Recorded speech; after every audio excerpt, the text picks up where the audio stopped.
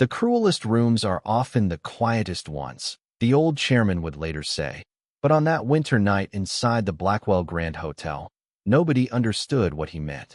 Snow drifted softly against the towering glass windows of Manhattan's most expensive ballroom, while crystal chandeliers spilled gold across marble floors polished so perfectly they reflected every diamond, every black tuxedo, every careful smile. The annual Blackwell Foundation Gala had always been a kingdom for powerful people. Billionaires, senators, investors, men who spoke in quiet voices because everyone else leaned in to listen. And moving silently between them all was Claire Bennett, 27 years old, blonde hair pinned neatly beneath a white serving cap. Pale blue eyes lowered politely as she balanced a silver tray filled with champagne flutes worth more than a month of her rent. Nobody noticed her, or at least that was what most people believed. Claire moved through the ballroom like someone who understood invisibility. Calm, precise, quiet. The kind of woman wealthy guests forgot existed the moment she walked away. But silence had become her armor years ago. Table 12 needs sparkling water. Another waitress whispered nervously as she rushed past.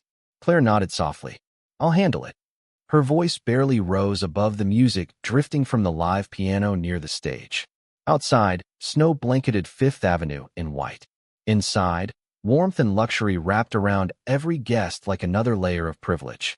Claire adjusted the sleeve of her black uniform and approached the VIP section near the ballroom's center where Lucas Blackwell sat beside his fiancée, Victoria Sterling. Even among Manhattan's elite, Lucas stood apart. 34 years old, sharp jawline, dark tailored tuxedo, the youngest CEO in Blackwell Group history. Men feared him in boardrooms. Financial magazines called him ruthless. Women called him impossible to read. Tonight, he looked exhausted. Victoria Sterling, however, looked radiant beneath the ballroom lights. Her silver gown shimmered like ice with every movement, and the massive diamond ring on her finger seemed almost designed to demand attention. She noticed Claire approaching before Lucas did. Her smile faded immediately. You again, Victoria said coolly. Claire stopped beside the table. Sparkling water, ma'am? Victoria glanced down at Claire's worn black shoes with visible disgust. Honestly, does this hotel not have standards anymore? Lucas finally looked up from his phone. His eyes landed on Claire for only half a second before returning to the screen. But something about that brief glance unsettled him. Not attraction, not curiosity, something stranger. Recognition without memory. Claire carefully poured the sparkling water into Victoria's crystal glass. Her hands never trembled. Years of balancing trays and surviving humiliation had taught her control. But just as she stepped back, Victoria suddenly stood. Oh my God! Her sharp voice sliced through nearby conversations. Several guests turned instantly. Victoria stared down at her silver heel where a tiny splash of water glimmered against the leather. Did you seriously just spill water on my shoes? The ballroom quieted. Claire blinked once. I'm sorry, ma'am. I don't believe any. You don't believe? Victoria laughed coldly. These shoes cost more than your entire paycheck. A few nearby guests chuckled awkwardly. Claire lowered her eyes. I apologize if... No, Victoria stepped closer now. Too close. Girls like you are always careless because you know someone richer will clean up after you. Lucas finally looked up again. His expression tightened slightly. He knew Victoria enjoyed control. He knew she could be cruel when embarrassed.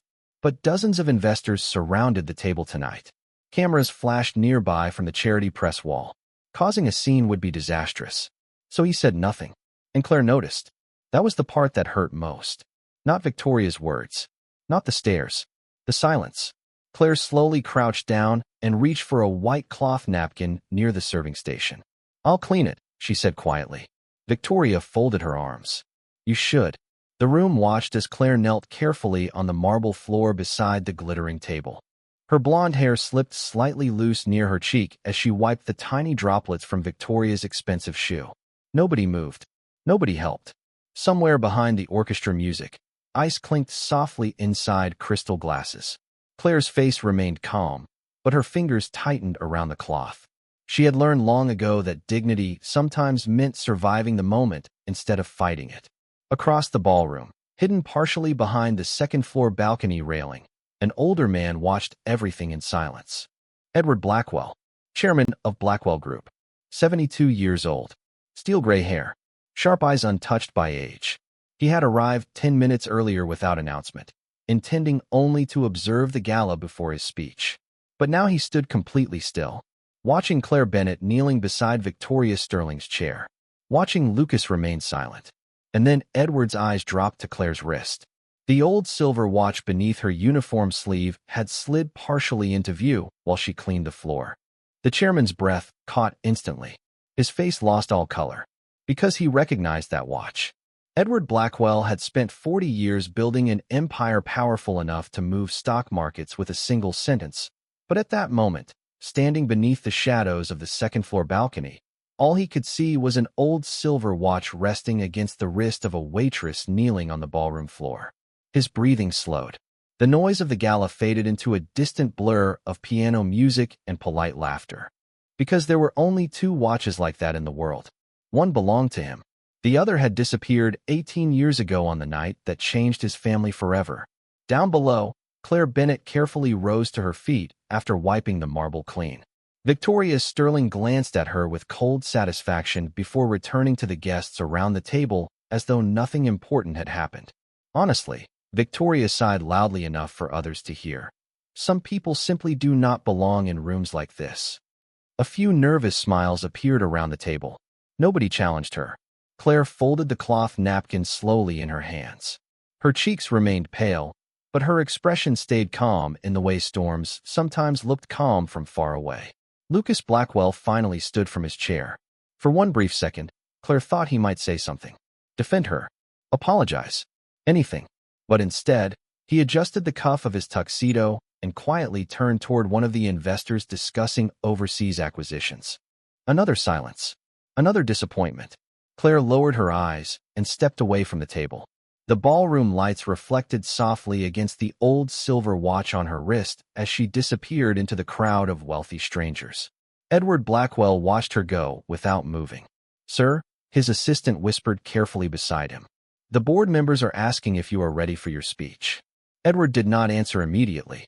His sharp gray eyes remained fixed on Claire as she crossed the ballroom toward the service corridor near the kitchen entrance.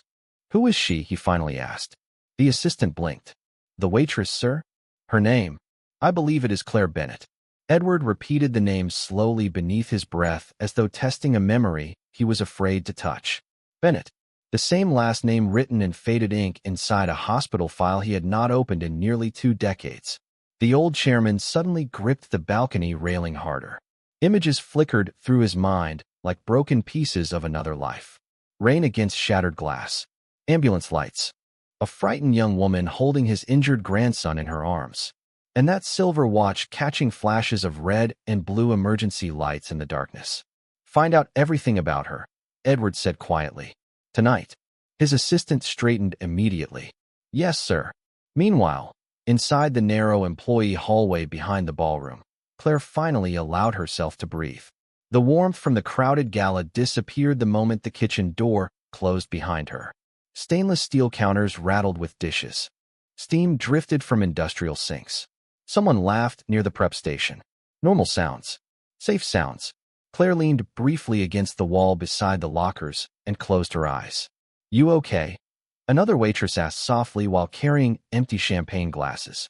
Claire nodded automatically. "I am fine." But she was tired. Tired in a way sleep never fixed. Humiliation was not new to her. Rich people often spoke to service workers as though kindness cost too much money. Usually she ignored it. Usually it passed. But tonight felt different somehow. Heavier. She slowly looked down at the silver watch resting against her wrist. The glass was scratched. The leather strap had faded years ago, and the hands had stopped moving permanently at 11:42. Claire touched the watch gently with her fingertips. Mom would have hated tonight, she whispered quietly to herself. Her mother had spent years warning her about powerful families in Manhattan, about the way wealthy people protected each other while ordinary people disappeared quietly beneath them. Claire never fully understood the fear in her mother's eyes whenever the name Blackwell appeared on television. Until now. "Claire," the banquet manager snapped while rushing through the hallway with a clipboard. "Where have you been?" "Table 16 still needs service." Claire immediately straightened. "Sorry, I am going."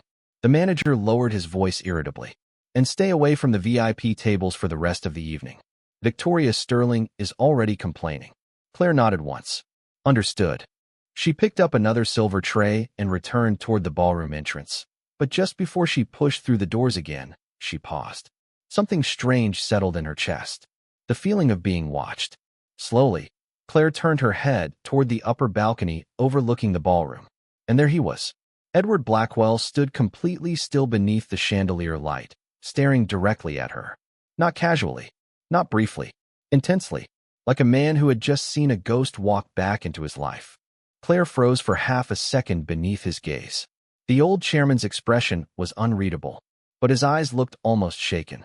Then someone approached him from behind and spoke quietly into his ear. Edward blinked once, and the moment vanished.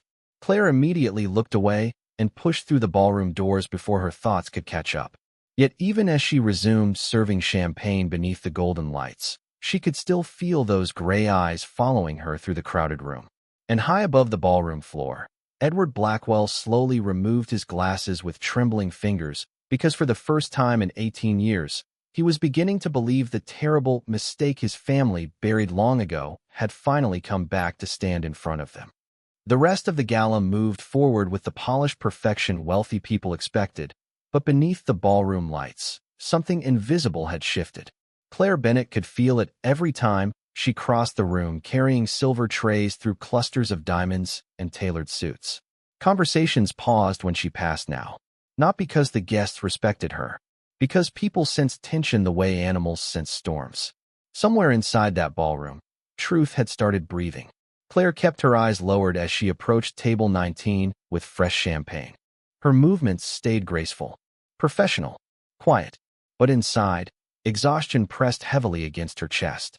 The humiliation with Victoria Sterling had ended nearly 20 minutes earlier, yet the heat of hundreds of watching eyes still clung to her skin. Across the ballroom, Lucas Blackwell stood beside a group of investors discussing a merger with a Chicago tech firm, but his attention kept drifting away from the conversation. Toward Claire. He did not understand why. He barely knew her name. Yet ever since she had knelt beside Victoria's chair without defending herself, something unsettled him deeply. Most people fought back when cornered, especially in New York, especially in rooms full of power. But Claire had done something stranger. She had absorbed the cruelty quietly, as though she expected nothing better from the world. Lucas took a sip of bourbon while one of the investors continued speaking about market projections, but the numbers blurred together in his mind. Instead, he remembered Claire's eyes. Calm, hurt, but never pleading. Lucas? One of the men asked with a nervous laugh. You still with us? Lucas blinked. Sorry. Continue. Nearby, Victoria noticed immediately.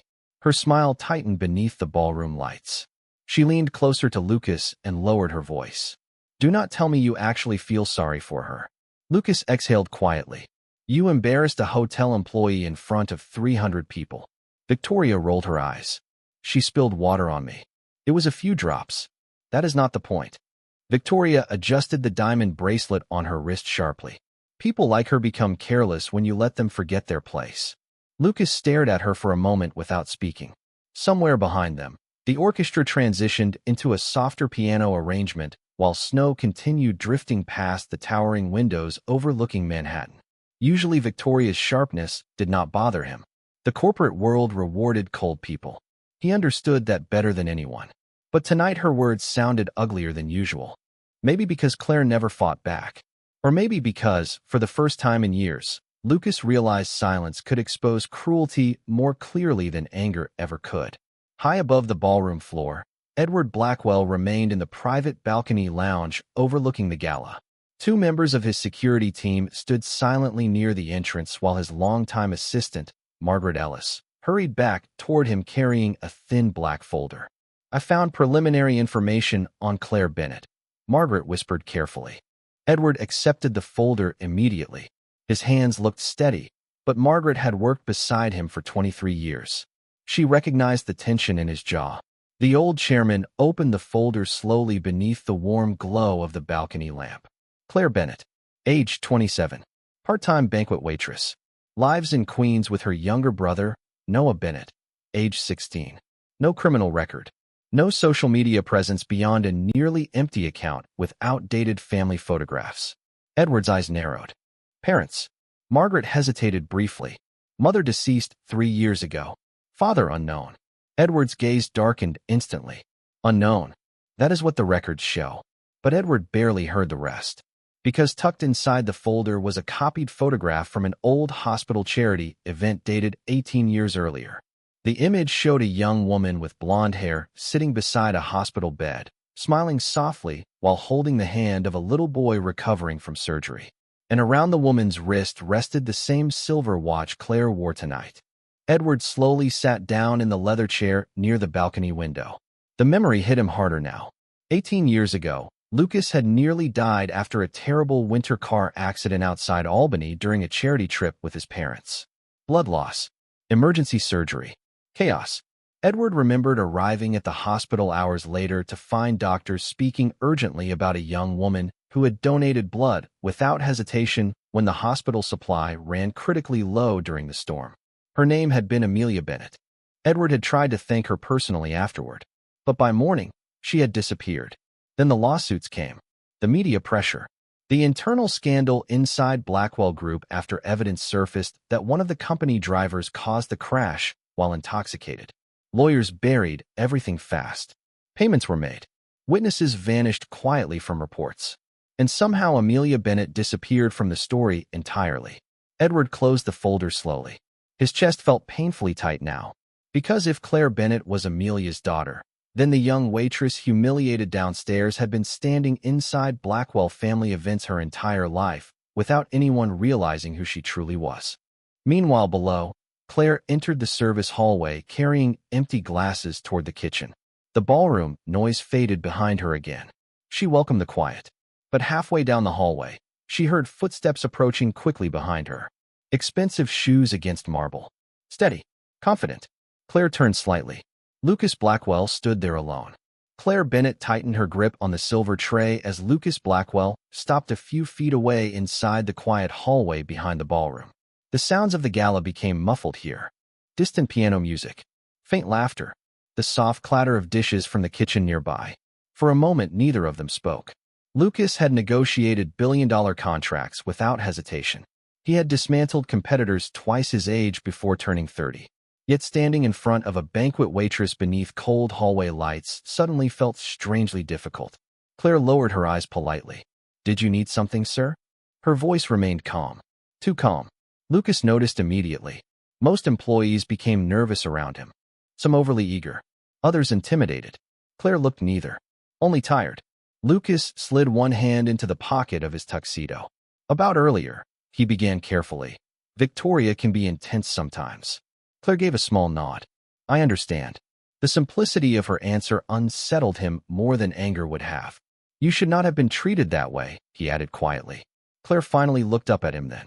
Her pale blue eyes reflected the dim hallway lights with painful stillness. "But I was." Lucas opened his mouth, but no words came immediately. Because she was right.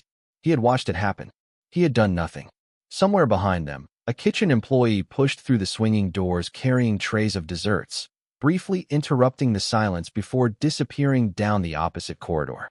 Claire adjusted the glasses on her tray carefully. "Excuse me," she said softly. "I still have tables to serve."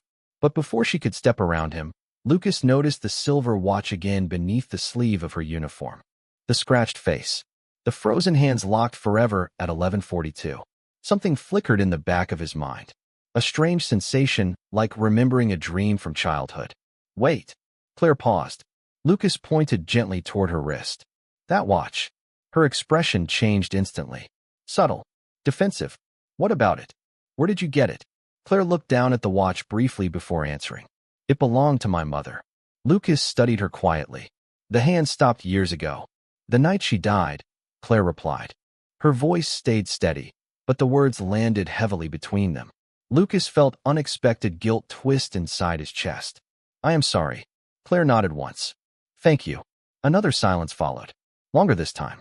Lucas realized he did not want the conversation to end yet, though he could not explain why. "My grandfather has been watching you all night," he admitted carefully. Claire looked genuinely surprised. "The chairman?" Lucas nodded slowly. "That is unusual for him." Claire glanced briefly toward the ballroom entrance where warm golden light spilled across the hallway floor. Maybe he feels sorry for me. My grandfather does not feel sorry for people. The answer came too quickly, too honestly. Claire looked back at him again, searching his expression quietly. Lucas suddenly realized how close they stood now. Not intimate, just human. Closer than the distance wealthy people usually allowed with service staff. He stepped back slightly. Claire noticed. Of course she noticed. People like her always notice small things because survival depended on it. You should return to your guests, she said gently. They are probably waiting. Lucas almost laughed at the irony. Investors, board members, politicians, entire rooms full of powerful people waiting for his attention, and somehow he had ended up standing in a service hallway apologizing to a waitress he barely knew. Yet this conversation felt more real than anything else he had experienced that night. Before he could respond, another voice cut sharply through the hallway. Lucas. Victoria Sterling approached in silver heels that echoed against the marble floor like tiny warning bells. Her expression hardened instantly the moment she saw Claire standing beside him. There you are, Victoria said coolly while slipping her arm through Lucas's. The chairman is about to give his speech. Lucas straightened slightly. I was just talking to her. Victoria glanced toward Claire with visible annoyance. I can see that. Claire immediately lowered her eyes again. Excuse me.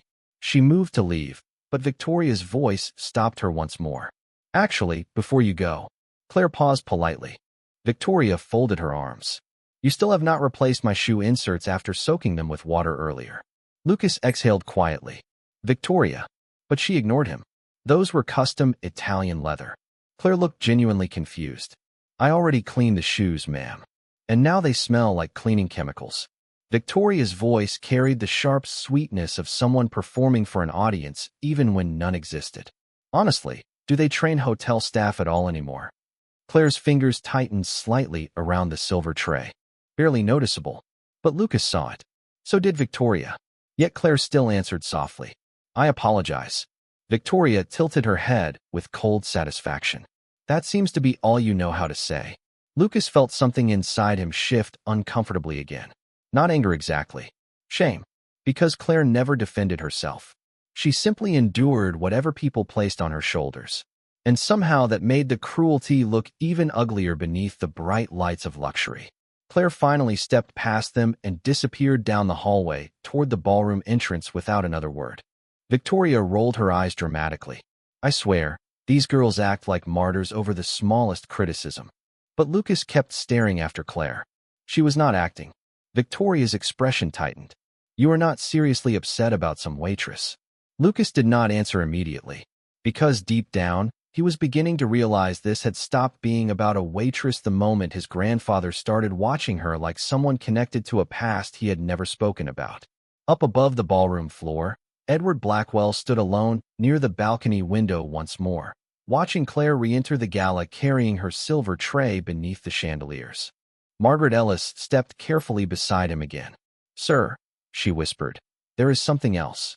Edward kept his eyes on Claire. What? Margaret hesitated. The hospital records from 18 years ago were sealed after the accident. By direct order from Blackwell Group Legal Counsel. Edward's face darkened slowly. Who authorized it? Margaret swallowed carefully. Your late son. For the first time all evening, genuine pain crossed Edward Blackwell's face. Edward Blackwell remained motionless beside the balcony window long after Margaret Ellis finished speaking. Below him, the gala continued glowing with polished elegance while strings played softly beneath crystal chandeliers, but suddenly the entire ballroom felt colder to him. His late son, William Blackwell, had sealed the hospital records personally. That meant the disappearance of Amelia Bennett had not been an accident. It had been a decision. Edward slowly removed his glasses and pressed tired fingers against his eyes. How much was buried? He asked quietly. Margaret lowered her voice further. Most of the original accident files were transferred into private legal storage after the settlement. Edward's jaw tightened. Settlement. The word sounded bitter now. Because 18 years ago, the Blackwell family had publicly called the crash a tragic winter highway accident caused by poor visibility during a snowstorm near Albany. The media accepted it within days. Insurance covered damages. Lawyers closed every question before it reached a courtroom. And Edward, grieving for his injured grandson and overwhelmed by corporate pressure, had allowed his son to handle everything personally. Now he realized what that silence had cost. Down below, Claire Bennett carried a fresh tray of wine glasses toward the west side of the ballroom, while trying to ignore the growing tension in the air around her. Wealthy guests smiled politely when she approached, but their eyes lingered too long now. Some recognized her as the waitress from earlier. Others simply sensed something unusual unfolding beneath the surface of the gala. Claire kept moving. Calm, professional, invisible, the way her mother had taught her. Never fight rich people in public. Amelia Bennett used to whisper late at night, while brushing Claire's blonde hair inside their tiny queen's apartment. Because even when you are right, they protect each other first. At the time, Claire thought her mother sounded paranoid, broken by life. But tonight those words echoed differently beneath the ballroom lights. Near the center stage, Lucas Blackwell stood alone with a glass of bourbon untouched in his hand while guests continued approaching him with congratulations about upcoming mergers and investment deals.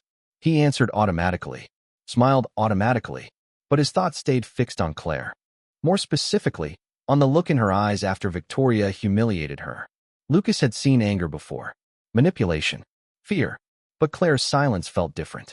It carried disappointment instead of weakness, and somehow that unsettled him far more deeply. Lucas. He turned sharply. Edward Blackwell had descended from the balcony without anyone noticing.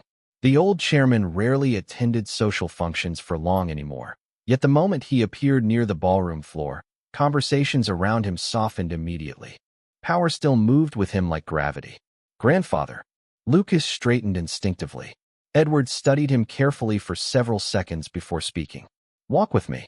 They moved slowly away from the crowd toward the quieter corridor near the ballroom library, where antique paintings lined dark wooden walls. Lucas immediately noticed the tension in his grandfather's face. Is something wrong? Edward stopped beside the tall windows overlooking snow-covered Manhattan streets below. Who was the waitress? Lucas frowned slightly. Claire Bennett. What do you know about her? Very little. Lucas hesitated. Why? Edward looked back toward the ballroom entrance where Claire moved gracefully between tables beneath the golden light. Because I believe our family owes that young woman a debt far greater than anyone realizes. Lucas stared at him in confusion. What are you talking about? But before Edward could answer, Victoria Sterling approached them quickly with visible irritation hidden beneath her polished smile. There you are, she said while looping her arm through Lucas's. The press from Forbes is waiting for photos before your speech. Edward's expression cooled instantly when he looked at her. Victoria noticed. Chairman Blackwell. Miss Sterling. His tone remained polite but distant. Victoria glanced between the two men carefully. Did I interrupt something? No. Edward answered quietly. Not yet. The strange weight behind those words unsettled even Victoria for a moment. Meanwhile, Claire slipped into the employee break room for the first time all evening. The tiny room smelled faintly of coffee and industrial detergent. Fluorescent lights buzzed softly overhead. She set her tray down beside the sink and finally allowed herself one full breath away from the ballroom. Her feet ached. Her shoulders burned from carrying trays for 6 straight hours. But exhaustion was normal. She could survive exhaustion. What frightened her was Edward Blackwell's stare. The old chairman had looked at her as though he recognized her. Impossible. Claire opened her locker slowly and pulled out her phone. One unread text waited from her younger brother Noah. Did you eat tonight? Claire smiled faintly despite herself. Noah always worried about her forgetting meals during double shifts. She quickly typed back. Busy night. I will bring leftovers home. Seconds later, another message appeared. Snow is getting worse. Be careful on the subway. Claire looked down at the silver watch resting against her wrist again. 11:42, forever frozen beneath scratched glass. She remembered the night her mother gave it to her 3 days before dying in the hospital. Amelia Bennett's hands had trembled weakly while fastening the old watch around Claire's wrist. If anyone from that family ever recognizes this, her mother whispered painfully, leave immediately. Claire never understood what she meant. Not fully. Every time she asked questions about the Blackwells growing up, her mother shut down emotionally. Afraid. Protective. Silent. Until eventually Claire stopped asking. But tonight something had changed. She could feel it. A knock sounded gently against the break room door. Claire looked up quickly. One of the younger hotel employees stood there nervously. Claire, the chairman is asking for you. The room suddenly felt very small. Me? Yes. The girl swallowed carefully. Private dining lounge upstairs. Claire's heartbeat slowed strangely instead of speeding up. Calm before storms. She stood quietly, adjusted the sleeve covering the silver watch, and followed the employee back toward the glowing ballroom, where powerful people still laughed beneath crystal chandeliers, completely unaware that the truth buried 18 years earlier was beginning to rise quietly into the room. Claire Bennett followed the young hotel employee through the crowded ballroom with steady steps, even as unease tightened quietly inside her chest. Around her, wealthy guests continued laughing beneath crystal chandeliers, while waiters carried silver trays through rivers of black tuxedos and shimmering gowns. Nobody noticed the waitress being summoned upstairs by one of the most powerful men in Manhattan. Or perhaps they noticed and simply did not care. Claire kept her eyes lowered as she crossed beneath the grand staircase leading toward the private dining level overlooking the ballroom. The farther she climbed, the quieter everything became. The orchestra music faded below her. The laughter softened into distant echoes. Snow tapped gently against the tall windows lining the upper hallway like fingertips against glass. At the end of the corridor stood two Blackwell security guards beside dark wooden doors. One of them opened the entrance silently the moment Claire approached. "Miss Bennett," he said respectfully. Respectfully. The word alone felt strange. Claire stepped inside carefully. The private dining lounge was warm and dimly lit with amber lamps reflecting softly against shelves of antique books and polished mahogany walls. A fire crackled quietly inside a marble fireplace near the far corner. And standing beside the tall windows overlooking Manhattan was Edward Blackwell himself. The old chairman did not turn immediately when she entered. He simply watched the snow drifting beyond the city skyline while his hands rested behind his back. Claire remained near the doorway uncertainly. "You asked for me, sir?" Edward slowly turned then. Up close, he looked older than the photographs in financial magazines. Not weak, just heavy somehow, like a man carrying years he could no longer set down. His gray eyes settled quietly on Claire's face before lowering toward the silver watch resting beneath the cuff of her uniform sleeve. "Come closer," he said gently. Claire hesitated only briefly before obeying. The soft carpet muted her footsteps completely. Edward motioned toward the chair across from the fireplace. "Please sit down." Claire blinked in surprise. "I should probably return to work soon." "You will." His voice remained calm. "But first I would like to ask you something." Slowly, Claire sat. Edward remained standing for several seconds, studying her with an intensity that felt strangely personal. Not inappropriate. Not cruel. Familiar somehow. Finally he spoke. "Your mother's name was Amelia Bennett." Claire's heartbeat paused. "How do you know that?" Edward ignored the question gently. "She had blonde hair like yours. And blue eyes." Claire stared at him now, completely still. Edward stepped closer to the firelight where the deep lines in his face became clearer. 18 years ago, during a snowstorm outside Albany, there was a car accident involving my family. Claire swallowed slowly. "I do not know anything about your family, sir." "No," Edward said quietly, "because someone made certain you never would." The room fell silent except for the crackling fire nearby. Claire instinctively touched the silver watch on her wrist. Edward noticed immediately. "May I see it?" Claire hesitated. Her mother's warnings echoed painfully inside her mind now. If anyone from that family recognizes this, leave immediately.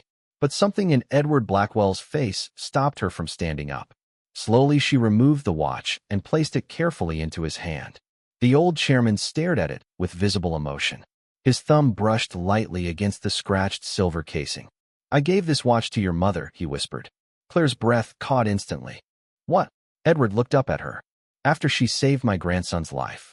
The room suddenly felt colder despite the fire burning beside them.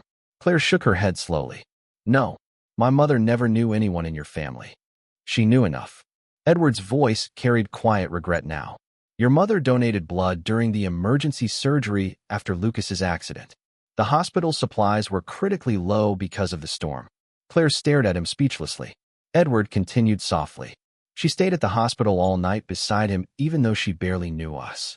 She comforted Lucas while he drifted in and out of consciousness waiting for surgery." Claire's fingers tightened against her lap. That cannot be true. It is. Edward lowered his eyes briefly toward the watch again.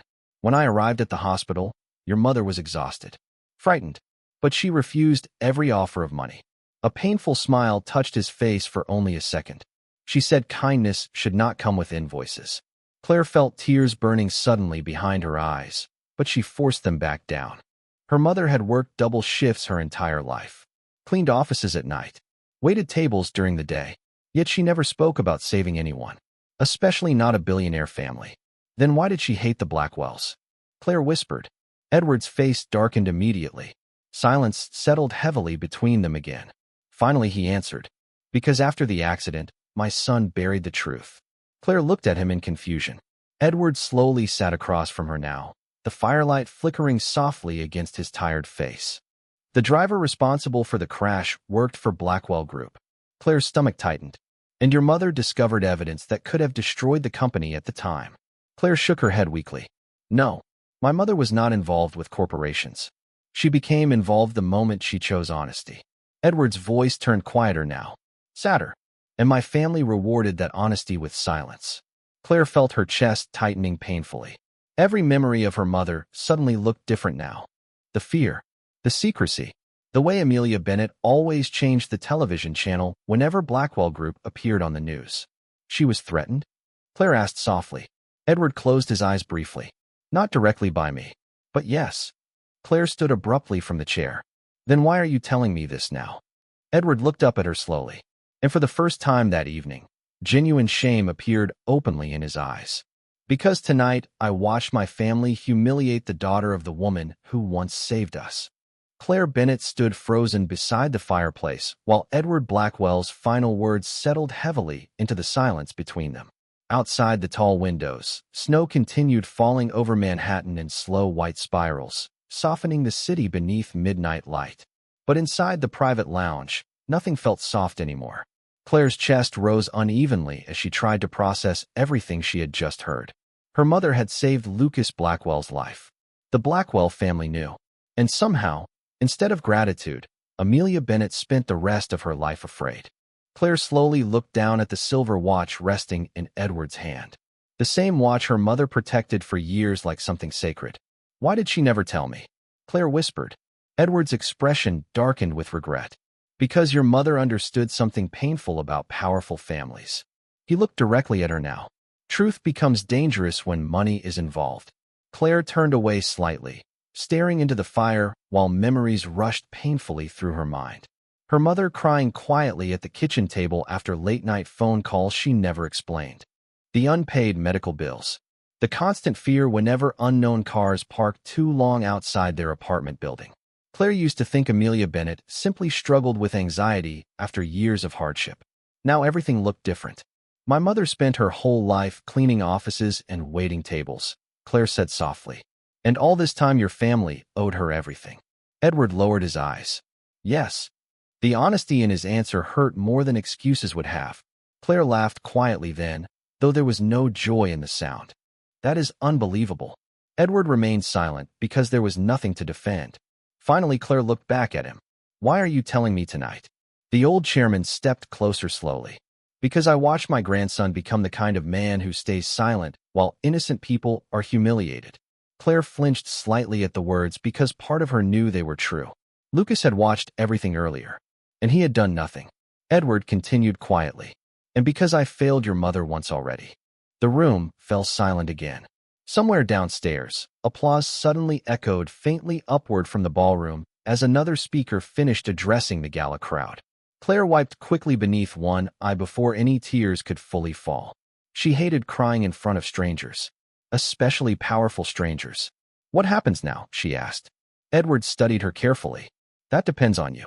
Claire frowned slightly. What does that mean?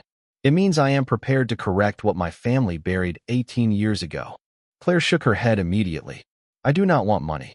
Edward's expression softened unexpectedly. You sound exactly like your mother. Claire looked away again. Of course she did. Amelia Bennett spent her entire life teaching her that dignity mattered more than pride. Then what do you want? Edward asked gently. Claire opened her mouth to answer, but stopped because she suddenly realized she did not know anymore. For years, she believed her mother died exhausted from bad luck and poverty. Now she understood something much darker. Amelia Bennett had been abandoned by people powerful enough to help her. The realization hollowed something deep inside Claire's chest. A soft knock interrupted the room suddenly. Margaret Ellis stepped carefully through the doorway. "Sir," she said quietly, "the board members are becoming concerned. The speech is already delayed 20 minutes. Edward did not look away from Claire. "Good." Margaret blinked in surprise. The old chairman slowly handed the silver watch back to Claire. "Put this on." Confused, Claire obeyed automatically. Edward watched her fasten the worn strap around her wrist before speaking again. "Tonight, the people downstairs are celebrating Blackwell Group as though it represents honor." His voice grew colder now, sharper.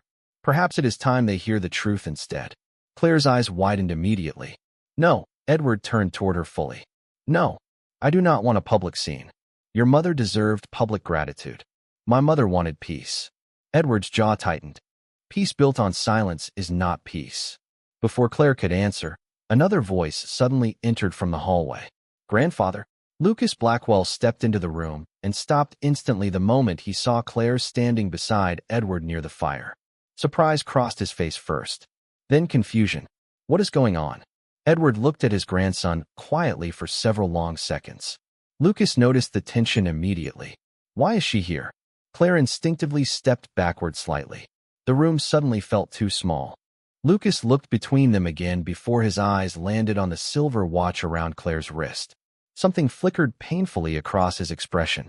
Another fractured memory trying to surface. A hospital room. A soft female voice reading stories beside his bed during a snowstorm long ago. Lucas frowned faintly. "I know that watch." Claire's heartbeat quickened. Edward answered before she could speak. "You should." Lucas looked at him sharply now. "What does that mean?" The old chairman walked slowly toward the fireplace, his hands clasped behind his back once more. "It means the woman standing in this room is connected to the greatest mistake our family ever buried." Lucas stared at him speechlessly. "Grandfather, what are you talking about?" Edward's eyes hardened with quiet disappointment. "I am talking about a young woman your family used, abandoned, and erased after she saved your life 18 years ago." The room went completely still. Lucas looked toward Claire again, confusion turning slowly into disbelief. "Save my life." Claire lowered her eyes immediately. She did not want to be part of this. Not like this. Not inside another room full of Blackwells deciding what truths deserved exposure. But deep down, she already knew something irreversible had begun tonight. And downstairs beneath the glowing chandeliers, hundreds of powerful people continued sipping champagne, completely unaware that the speech they expected from Edward Blackwell was no longer going to celebrate the future of the company. It was about to expose its past. Lucas Blackwell stared at his grandfather as though the room itself had tilted beneath him. The fire crackled softly beside the marble hearth while snow continued drifting beyond the dark Manhattan skyline outside the windows. But inside the private lounge the air had become painfully still. "What do you mean she saved my life?" Lucas asked again, slower this time. Edward Blackwell did not answer immediately. He looked tired suddenly. Not physically, morally, like a man finally standing beneath the full weight of decisions buried for too many years. Claire Bennett remained near the edge of the room, her fingers lightly gripping the sleeve covering the silver watch on her wrist. Every instinct told her to leave, but another part of her needed to hear the truth completely now, no matter how painful it became. Edward finally spoke quietly. "After your accident outside Albany, the hospital lost power during the storm for nearly 40 minutes. Lucas frowned faintly as scattered memories surfaced through the fog of childhood trauma. "White lights. Sirens. Cold. You were bleeding internally," Edward continued. "The roads were blocked by snow. Supplies were delayed. And your blood type was not immediately available." Lucas remained silent. Edward's voice softened. "Amelia Bennett volunteered before anyone even asked." Claire closed her eyes briefly. "Her mother, always helping people who never deserved her kindness. She stayed beside you through the entire night," Edward said, "reading to you while doctors worked to stabilize your condition." Lucas looked genuinely shaken now. "I do not remember any of this. You were 10 years old." Edward's expression darkened. "And afterward, my son ensured you never would." Claire slowly looked up. "Why?" Edward's jaw tightened painfully. because Amelia Bennett discovered the truth about the accident. The room fell silent again. Edward moved toward the liquor cabinet but stopped halfway there, suddenly seeming too exhausted even for that small gesture. The driver responsible worked directly for Blackwell Group, he explained quietly. He had been drinking at a corporate holiday event before getting behind the wheel. Lucas's face paled instantly. That was never in the reports. No, Edward's voice hardened now. Because the reports were rewritten. Claire felt nausea rising slowly in her stomach. My mother knew? Edward nodded once. She overheard attorneys discussing it at the hospital. Lucas stepped backward slightly, disbelief crossing his face. My father covered this up? Edward finally looked directly at him. Your father believed protecting the company mattered more than protecting the truth. Lucas lowered his eyes. For the first time in years, Edward saw something inside his grandson crack quietly beneath the polished surface of corporate perfection. The realization that the empire he inherited might have been built partly on silence. Downstairs, applause erupted again inside the ballroom as another charity auction item sold for several $1 million. The sound floated faintly upward through the floors beneath them. Claire stared toward the doorway, hearing wealthy strangers celebrate generosity while learning how little generosity her mother received in return. After the hospital, Edward continued quietly. Your mother began receiving pressure to remain silent. Claire looked sharply at him. Pressure from who? Edward hesitated. Lawyers, executives, people trying to contain damage before the media discovered the truth. Claire's voice trembled despite her effort to control it. She was poor, alone, raising me by herself. I know. And your company scared her anyway. Edward closed his eyes briefly. Yes. Lucas suddenly spoke. Did my father threaten her directly? Edward answered honestly. I do not know. Claire laughed softly then, but there was pain inside the sound. Of course not. People like your family never threaten anyone directly. Lucas flinched slightly because deep down he understood exactly what she meant. Wealthy people rarely needed violence. Silence worked just as well. Claire turned toward the window overlooking Manhattan, blinking back tears she refused to let fall in front of them. She spent years terrified, Claire whispered. Every time an unfamiliar number called our apartment, she panicked. Neither Blackwell spoke. Claire continued softly. She worked herself sick, trying to keep us invisible. Edward's face looked stricken now. Claire. And tonight, she interrupted quietly.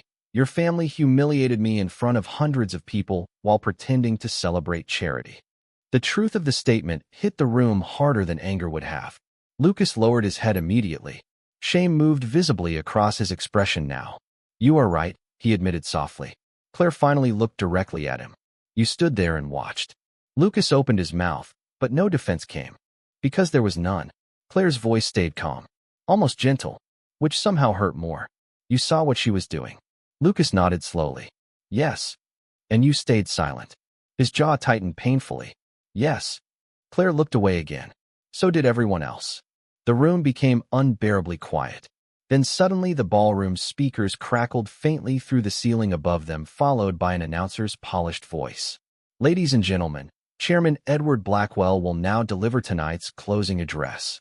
Edward slowly lifted his eyes toward the ceiling. The moment had arrived. Margaret Ellis stepped quietly into the room once more.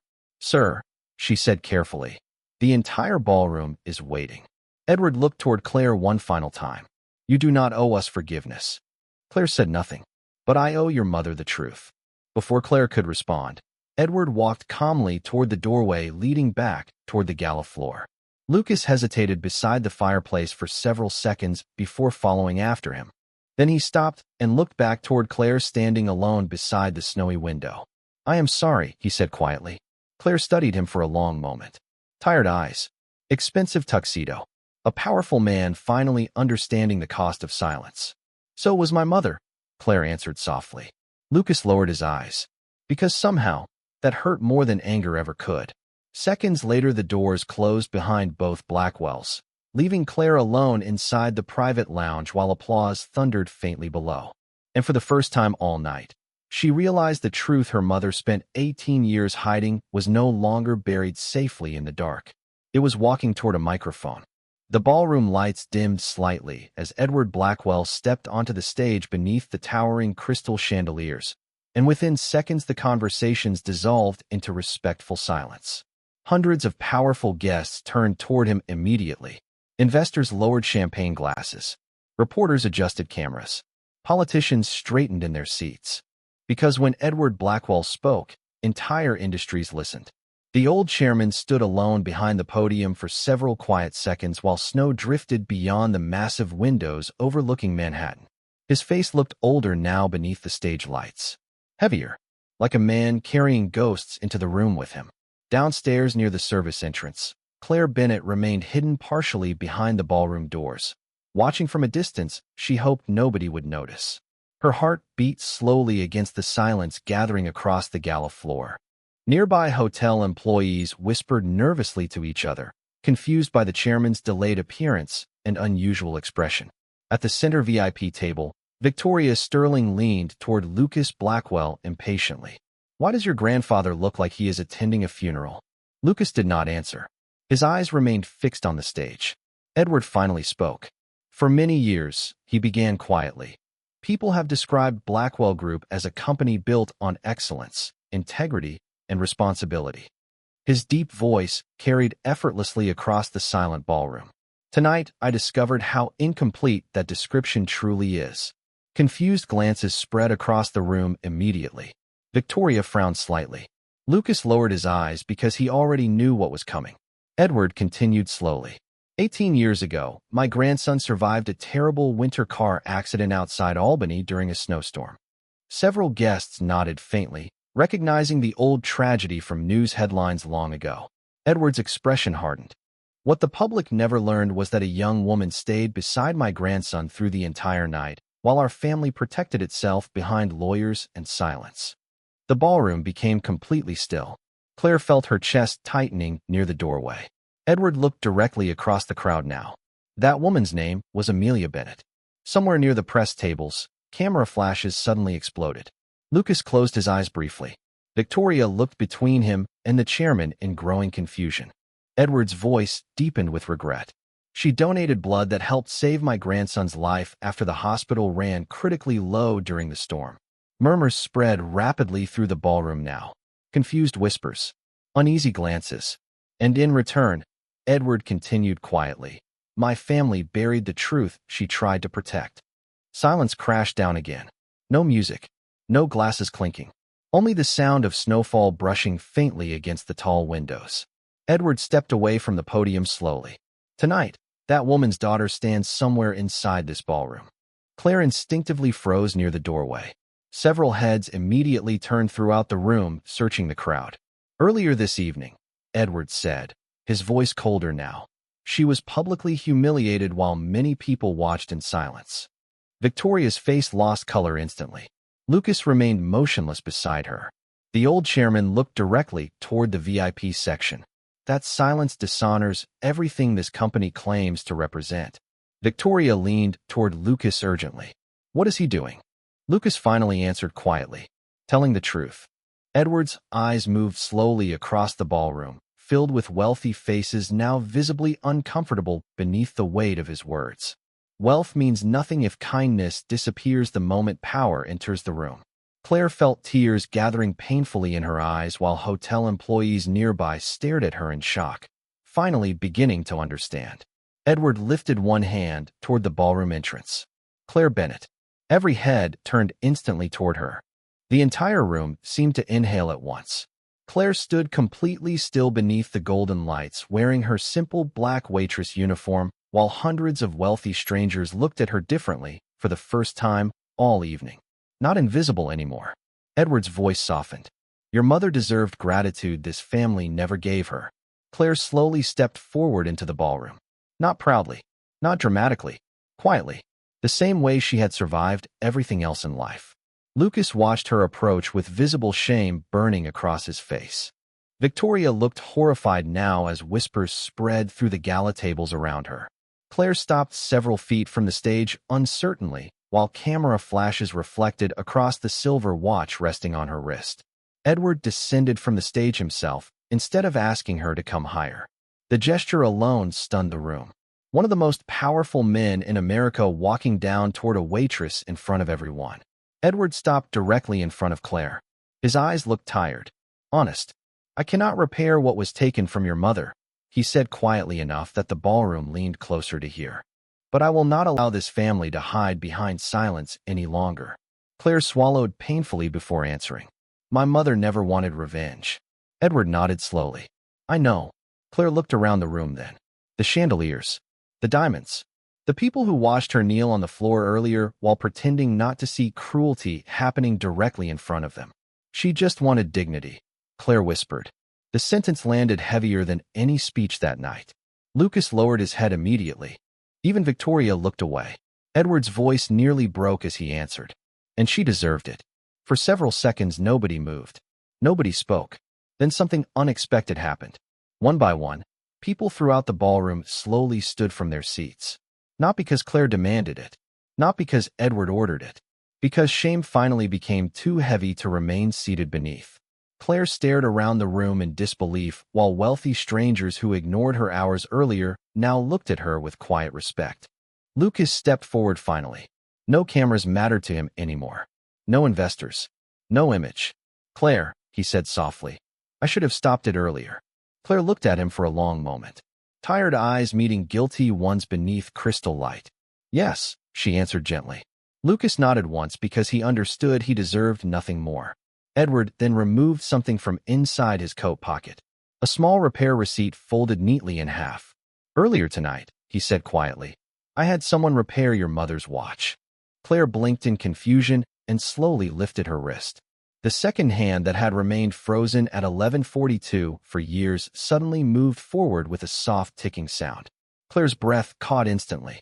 Tears finally slipped down her cheeks for the first time all evening. Not loud tears. Quiet ones. The kind that arrive after surviving too much for too long. Edward smiled sadly. Some things deserve to move forward again. Outside, snow continued falling softly over Manhattan, while inside the ballroom nobody applauded. Nobody cheered, because some truths arrive too quietly for celebration. And sometimes the loudest moment in a room full of powerful people is the silence that follows dignity finally being seen.